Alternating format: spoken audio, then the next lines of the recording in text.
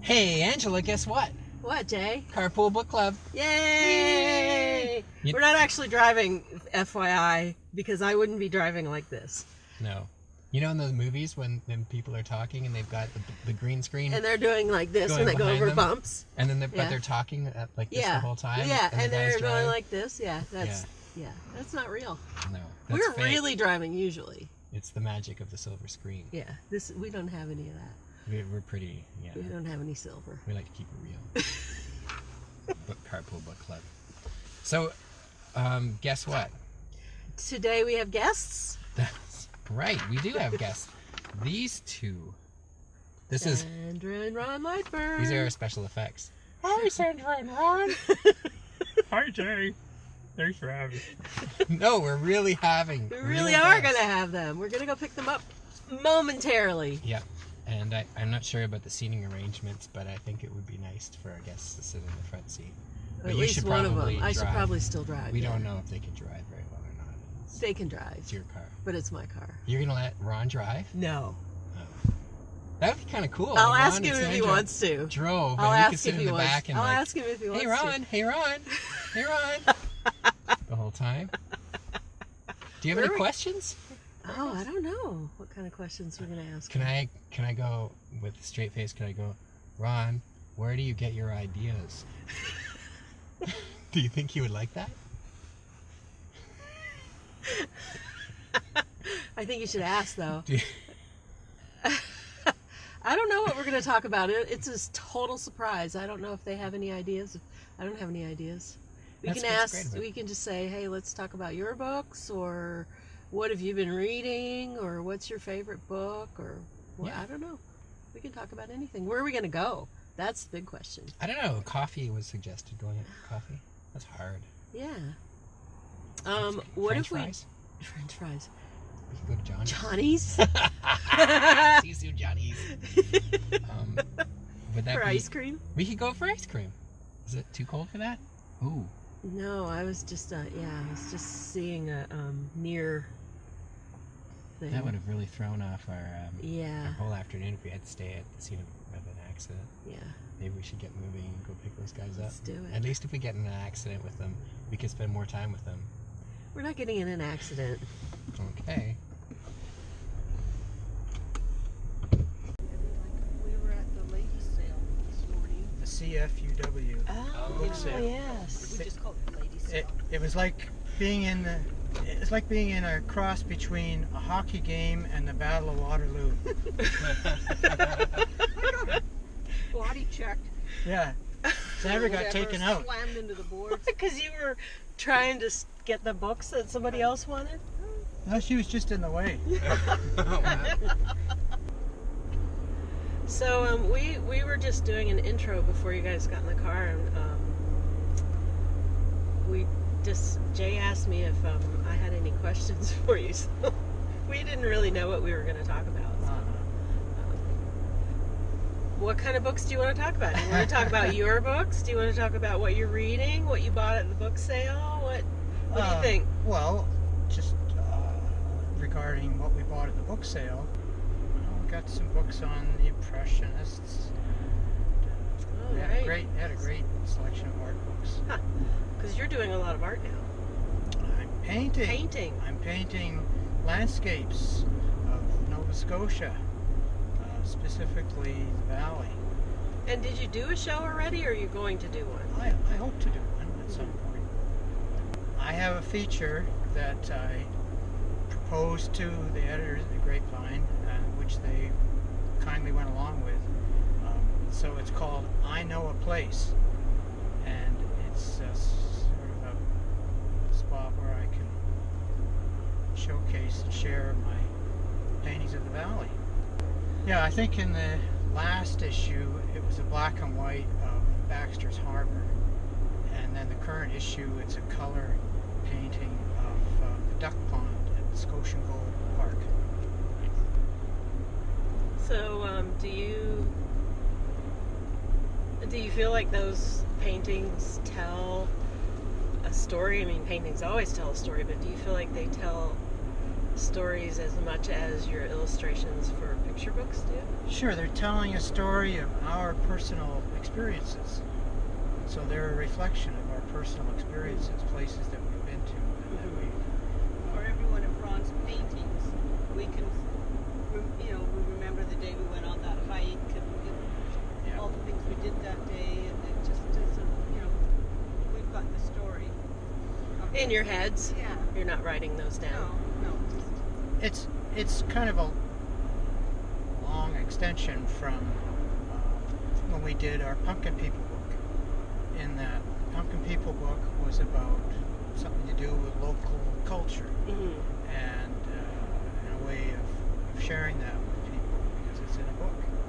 And these are sharing our experiences of local places. Maybe someday there'll be a book of those paintings. Who knows? And we can talk about each one in some detail. That would make a fun book. Yeah.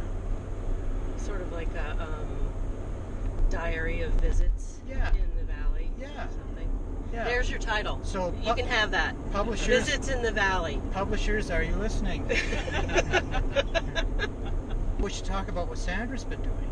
Yeah. What have you been doing, Sandra? So Sandra has been making a series of dolls, collector dolls. Yes. So Sandra, talk about that. I've been making dolls. And when Ron was reading Frankenstein at the Carpool Library. Yes. And we were talking about upcycling and recycling and reusing and all these things that are themes in the book. I thought, why don't I make a doll that I have upcycled, use something and upcycled? So I went to Frenchie's and I bought a couple of cashmere sweaters and I felted them in the washer and dryer and I made a doll. Which is from my cashmere sweaters. awesome. Little Stinker. Little Stinker. And he's got things from the book. He's got the teddy bear head, and he's got socks. And there's the teddy bear head. And there's socks. Here. Bunches of stuff. Yeah. Bits of garbage. Yeah. Fish. But he's so soft. Yes, because he's 100% cashmere. Jay, feel how soft he is. Oh man, you're right. Is he the only one, or did you make more than one of these? I made two of them. You made two of them? The other one is the light green with dark splotches. I might make another one. See what happens. See what I feel like. But now, is it true that you are donating this to be part of the prize? This is part of the prize. That's so Frankenstein tote awesome! bag prize full of goodies. Yes. Wow. Yeah. So what else have you got in there, Ron? So we should probably say that this is for April for Book Club 150. We have contests, and so far to date, this is by far the most spectacular prize. I think you are right. Giant-sized Frankenstein gift bag. Yeah. Yes. Because you have a copy We have of a copy of Frankenstein. Frankenstein to put in there. Right. And Would it be an autograph? which I'm going to sign. Yes. Yeah. And then I have, and then you have a Frankenstein poster, Yes, I have one of those. which I'm going to sign. Yeah. The glow-in-the-dark Frankenstein Do poster. you have a glow in the dark? Yeah. And then I have a Poppy is to Remember poster, Oh. which I have signed. And I have a Wild Girl and Gran poster, which I have signed. And then I have... But wait, there's more. We have a set of kitchen knives. No, we don't. I have a Waiting for the Whales poster, which I've signed. And I have about 20 what are called cover flats. So these are covers from novels that I've illustrated. And so I have about 20 different cover flats. And I have a Frankenstein activity book that has my self-portrait on the back. Frank and Ron. And I have a whole bunch of bookmarks. And Frankenstein. Which Little is Stinker. Little Little Stinker. Stinker, which is so amazing. some lucky winner. And all you have to do to enter is what? People can enter by going to their library and getting a ballot, and on the back of the ballot they can draw us their own version of Frankenstein, or they can draw or make one and post it online. Details at Jay, take it away. Renewyourcuriosity.ca. Sorry, I was kind of spacing. You were spacing. You weren't listening. We didn't actually say draw. Or create. Create. So so you don't have to draw. Interpretive dance Frankenstein would be accepted as a short video. I would like to see that. I'd like to see that too. You get 2 entries if you do interpretive dance, I think. I just made that extra rule. I think it's a good rule. I'm okay with that one. Interpretive dance gets 2 Or they could make their own little stinkers. Yes. True. Yes. Yes. Upcycle something that you have at home. And it doesn't have to be fabric. It could be something else. Anything.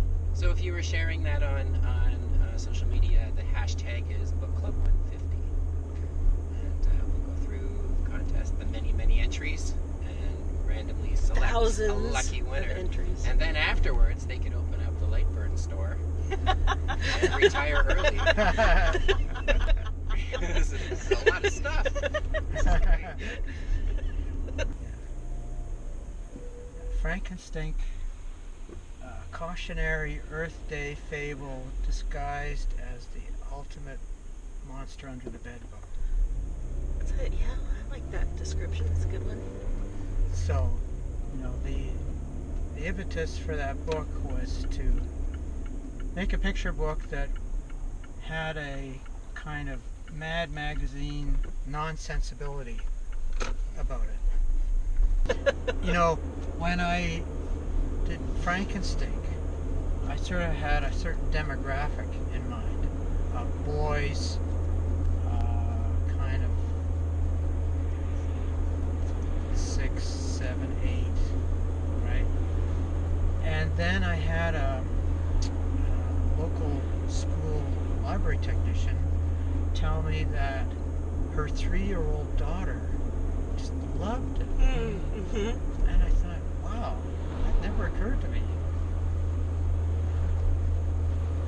And then we had an email from a lady in Calgary who said that again, it was a very young daughter. Sandra, do you remember how old she was? Well, she's old enough to go out for Halloween, But she was like 3 or 4, something like that. And Mom and Dad had given her a gift certificate at a local bookstore. So Mom went with her to the bookstore and said, you get to choose whatever book you want. And she walked into the kids section, and I think Frankenstein happened to be face out. And she walked straight to that, took it, and said, this is it. And she took it home, and she kind of memorized it. Mm-hmm. And she had it next to her bed so that she could see the glow-in-the-dark cover every night. I thought, wow.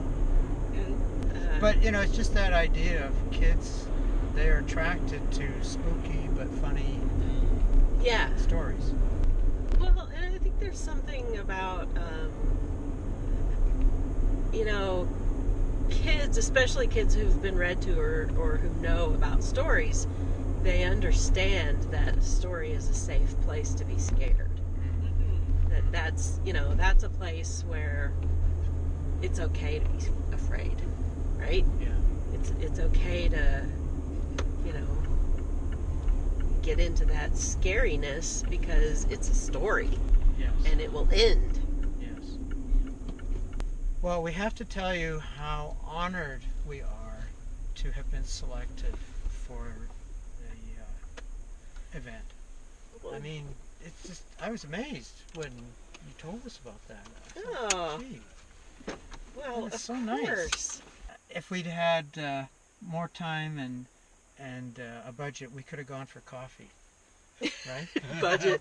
If this project takes off and we get that funding. Next time we'll do authors Over the potholes. authors and comedians and authors and illustrated. librarians Singing Yeah. karaoke. doing coffee Yeah. in the car with karaoke. Yes.